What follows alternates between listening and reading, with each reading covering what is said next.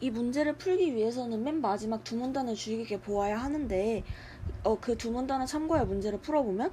먼저 레이저 광선의 총량은 전후 좌우의 출력값을 모두 더하면 되므로 상태 1은 8, 상태 2는 16으로 상태 1보다 상태 2가 큼을 알 수 있습니다. 따라서 1번 선지는 틀린 선지가 되고, 다음으로 2번 선지를 보면 초점 조절 장치에 대한 이야기가 나왔고 그 이야기는 맨 마지막 문단을 보면 되므로 초점 조절 장치는 전후 영역 출력값과 자유 영역 출력값의 합이 다를 경우에 구동이 되므로 상태 1에서는 4, 전후 출력값은 4, 좌우 출력값 4, 상태 2에서는 전후 출력값이 10, 좌우 출력값이 6으로 상태 1에서는 구동될 필요가 없고 상태 2에서는 구동되어야 하므로 이번 선지는 틀린 선지가 됩니다. 다음으로 3번을 보면 트래킹 조절 장치에 대한 이야기는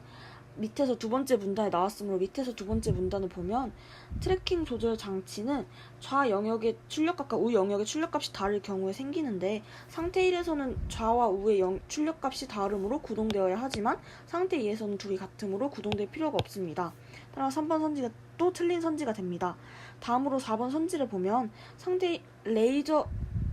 광선이 트랙 오른쪽에 치우쳐 조자되고와 같이 레이저 광선이 어디에 치우쳤는지에 대한 문제는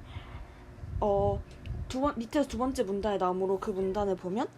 좌로 치우칠 경우에 좌 영역의 출력값이 커지고 상태 1에서는 좌 영역의 출력값이 더 크므로 오른쪽이 아니라 왼쪽에 치우쳐져 있고 상태 2에서는 좌우 출력값이 같으므로 가운데 조사되는 것은 맞다는 것을 알 수 있습니다. 그래서 일단 4번은 틀린 선지가 되고,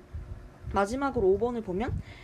포커싱 렌즈와 CD 기록면 사이의 거리를 조절한다는 이야기가 나와 있는데 이 이야기는 맨 마지막 문단에 있으므로 맨 마지막 문단을 보면 상태 1에서는 포커싱 렌즈와 CD 기록면 사이의 거리를 조정하는 것은 초점 조절 장치의 역할이고, 따라서 2번과 비슷한 문제인데요. 상태 1에서는 아까 초점 조절 장치가 구동될 필요가 없으므로 포커싱 렌즈와 CD 기록면 사이의 거리를 조절할 필요가 없는 것이 맞고, 상태 2에서는 구동되어야 하므로 CD 기록면과 포커싱 렌즈의 위치를 멀게 해야 하는 것이 맞습니다. 따라서 5번이 적절한 선지가